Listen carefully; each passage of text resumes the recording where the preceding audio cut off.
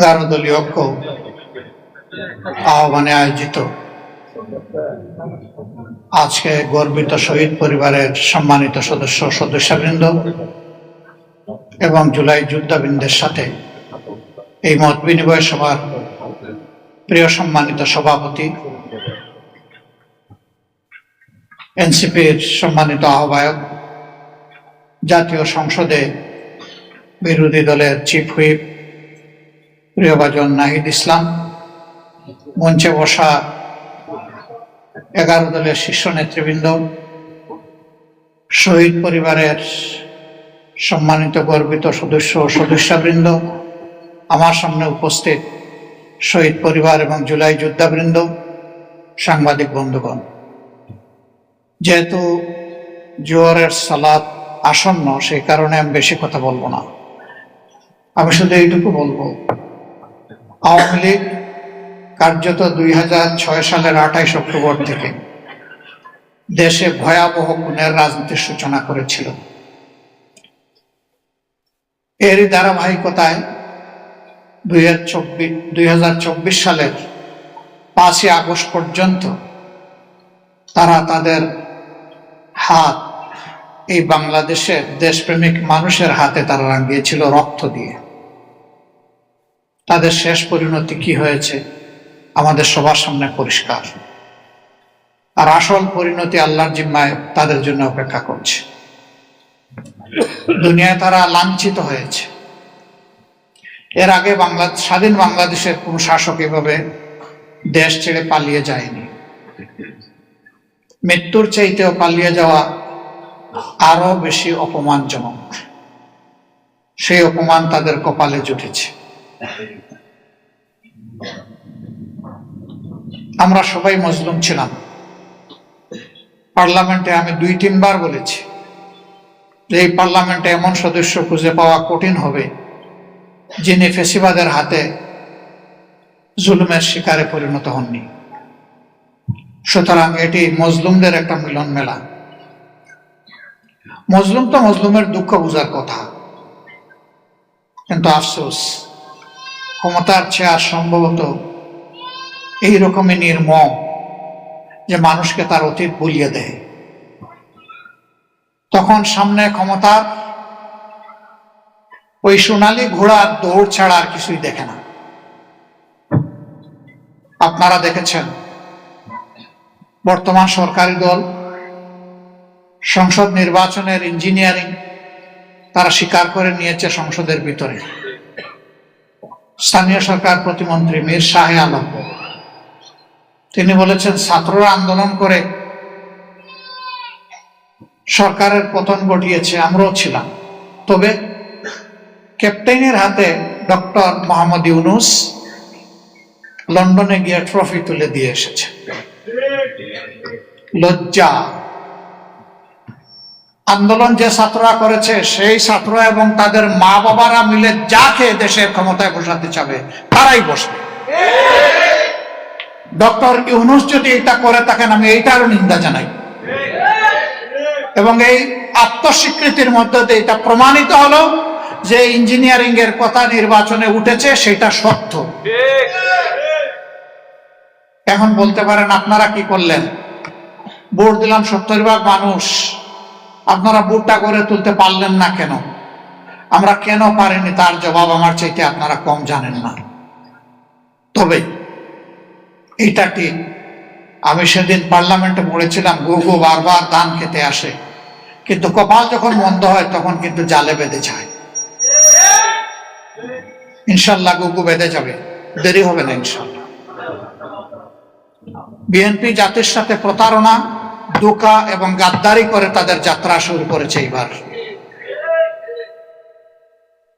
তারা সংবিধান সংস্কার পরিষদের সদস্য হিসাবে তারা শপথ নেয়নি।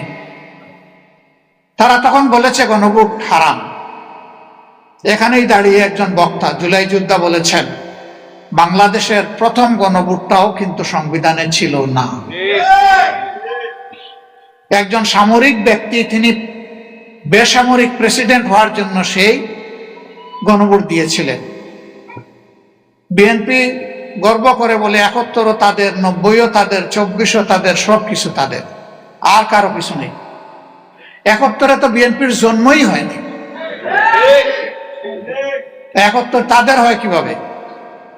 এখন যদি বলে যে 71-এ শহীদ প্রেসিডেন্ট জিয়াউর রহমান স্বাধীনতার ঘোষণা দিয়েছেন এবং যুদ্ধ করেছেন, সেই কারণে, হ্যাঁ ঘোষণা উনি দিয়েছেন, প্রথমবার নিজের পক্ষ থেকে, দ্বিতীয়বার আরেকজনের পক্ষ থেকে, আর যুদ্ধ উনি করেছেন, আমরা অবশ্যই সম্মান করি।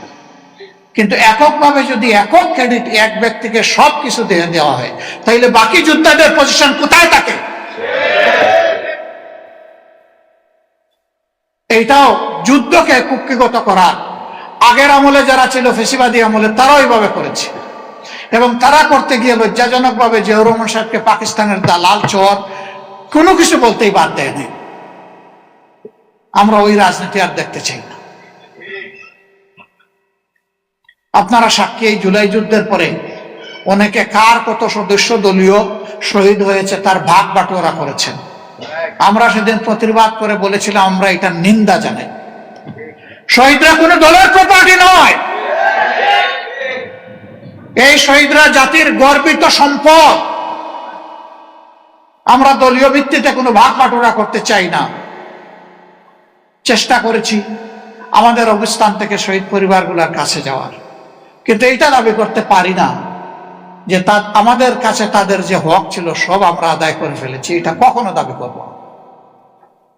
তবে এটা নির্দ্বিধায় বলবো, আগে বলেছি, এখনো বলছি, ছিলাম আপনাদের সাথে পরিবারের সদস্য হিসাবে, এখনো আছে এবং থাকবে ইনশাআল্লাহ। প্রিয় জুলাই যোদ্ধাবৃন্দ,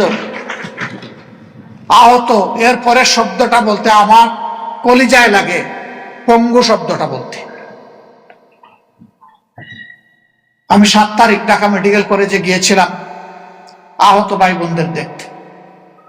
একজনের এক হাত শেষ, এক পা শেষ।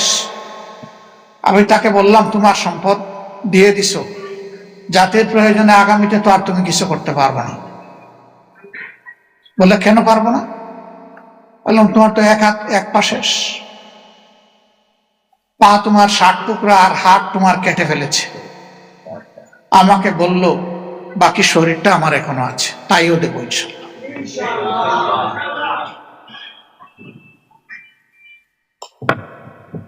এই ভাইদের প্রতি, এই বোনদের প্রতি আমরা গভীরভাবে কৃতজ্ঞ। জীবনের সব কিছু দিয়েও তাদের ঋণ পরিশোধ করা সম্ভব নয়। সংসদে আমরা দাবি করেছিলাম, যেহেতু সবাই মুসলিম, যেহেতু মাসের পর মাস সেখানে বসে আপনারা কনসেনসাস পরিষদে, ঐক্যমত্য পরিষদে কথা বলেছেন, কমিশনে, যেহেতু আপনারাই প্রথম দাবি করেছিলেন যে আপনারা গণভোট চান, যেহেতু আপনাদের নেতাও বলেছেন যে গণভোটে হা বলেন, আমরাও বলেছি আল্লাহর রাস্তায় গণভোটটাকে ফেলে দিবেন না। 70% মানুষের রায়কে যদি ফেলে দেন, এই দেশবাসীকে অপমান করা সামিল হবে। তারা আমাদের কথা শুনেননি। তাদের ওই ইঞ্জিনিয়ারিং এর মাধ্যমে 2/3 যেটা, সেইটার বলেই তারা অনেকটা গায়ের জোরে এইটাকে ফেলে দিলেন। দেখবেন সংসদে দাঁড়াইলেই তারা বলে সুষ্ঠু নির্বাচনের মাধ্যমে এই সংসদ গঠিত হয়েছে। যে জীবনে কখনো মিথ্যা কথা বলে না, তার কসমকে বলার প্রয়োজন হয় না যে আমি সত্য বলছি, কারণ মানুষ জানে যে সে সত্যবাদী। কিন্তু যে মিথ্যা বলে তাকে এই কসমকে বলতে হয় এই কথাটা আমি সত্য বলছি, কারণ মানুষ জানে সে মিথ্যাবাদী। এই জন্য তার কথা মানুষ বিশ্বাস করবে না। শেষমেশ দেখেছেন, শেষ দিন আমরা যখন সংসদ থেকে ওয়াক আউট করে বের হয়ে আসি, সেই দিন সত্যিকার অর্থে ফেসিবাদের পক্ষে অবস্থান নিয়েছে দৃঢ়ভাবে বিএনপি, আমরা তার বিপক্ষে অবস্থান নিয়েছিলাম। গণভোটের রায় অমান্য করার দিনও আমরা ওয়াক আউট করে এসে বলেছি, চেয়েছিলাম সংসদে সমাধান, হয়নি। যেই জনগণ রায় দিয়েছে আমরা এখন সেই জনগণের কাছে ফিরে যাচ্ছি। আর যেদিন এই সমস্ত কমিশনগুলো, আমার 2-1 বন্ধু বলেছেন, আমি নাম নিচ্ছি না, নিতে কোনো অসুবিধা নাই, গুম কমিশন, মানবাধিকার কমিশন, তারপরে আপনার এই কি বলে পুলিশ সংস্কার কমিশন, পিএসসি, যেগুলো মানুষের জীবনের সাথে সম্পর্কিত, দুদক মানুষের নিরাপত্তার সাথে সম্পর্কিত, ফ্যাসিবাদকে ঠেকায় দেওয়ার জন্য প্রয়োজন, এই সব কিছু অবলীলায় ওই গায়ের জোরে আবার ওই গায়ের জোর মানে ওই 2/3 বলে তারা ফেলে দিল। 40 মিনিটের ডিবেটে আমরা যখন বুঝতে পারলাম যে তারা বিচার মানে কিন্তু তাল গাছটা ছাড়বে না, তখনই আমরা ধিক্কার এবং নিন্দা জানিয়ে এই সংসদ থেকে বের হয়ে এসেছি। আমরা ফিরে এসেছি আপনাদের কাছে। আমরা কথা দিয়েছিলাম, আমরা যদি সরকার গঠন করতে পারি আপনাদের রায়ে, তাহলে আমরা এই সমস্ত ওয়াদা আমরা বাস্তবায়ন করব। বিএনপি ওয়াদা দিয়েছিল 31 দফা সংস্কারের কথা বারবার বলে, এর প্রথম দফাই ছিল সংবিধান সংস্কার করবে তারা। এখন তারা তার বিপক্ষে অবস্থান নিয়েছে। সুতরাং তারা শুধু জাতির সাথে না, তাদের যে সংস্কারের দফা সেইটার সাথেও তারা কিন্তু বিশ্বাসঘাতকতা করছে। নির্বাচনী ইশতেহারে বলেছিল যে কোথাও কোন স্তরে স্থানীয় সরকার পর্যায়ে কোনো অনির্বাচিত প্রতিনিধি তারা মানবে না, যদি না ওই জায়গায় কোনো নির্বাচিত প্রতিনিধি মারা যান কিংবা তিনি আইনের যারা দণ্ডিত হন। তার কোনো কিছুই ঘটেনি। এখন সব জায়গায় বাংলাদেশ ব্যাংক থেকে শুরু করে ক্রিকেট বোর্ড, তারপরে জেলা পরিষদ, বেমালুম শুরু হয়েছে বিশ্ববিদ্যালয়, সব জায়গায় এখন কু শুরু হয়েছে। অভ্যুত্থান বিএনপি শুরু করে দিয়েছে। সেই আওয়ামী ফ্যাসিস্ট বাকশালী কায়দায় আবার সেই একদলীয় শাসন বাংলাদেশের জনগণের ঘাড়ে তারা চাপাতে চায়। একটা জীবন আল্লাহ দিয়েছেন, লড়াই করব, জীবন দিব, শহীদ হব, মিথ্যার সাথে অন্যায়ের সামনে ইনশাআল্লাহ তাআলা মাথা নত করব না। সংসদেও করব না, রাজপথেও করব না। কি হবে? শেষ পর্যন্ত এক ভাই বলছে ফাঁসিতে ঝুলাবে, ঝুলান, হাসতে হাসতে ফাঁসির তক্তার উপর দাঁড়াবো ইনশাআল্লাহ। ওগুলো আমরা পরোয়াই করি না। প্রিয় ভাই বোনেরা, আপনাদের অন্তরের ব্যথা একেবারেই সত্য কথা, শতভাগ বুঝতে পারবো না, ইম্পসিবল।